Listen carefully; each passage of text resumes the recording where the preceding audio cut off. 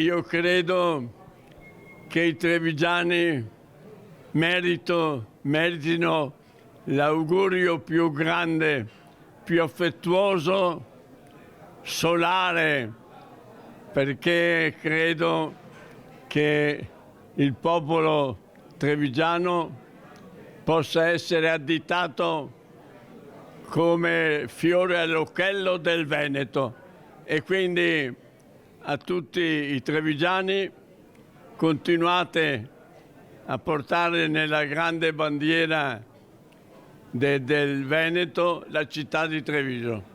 Amate la città di Treviso come fosse vostra moglie, vostra madre, vostra nonna e vostra bisnonna.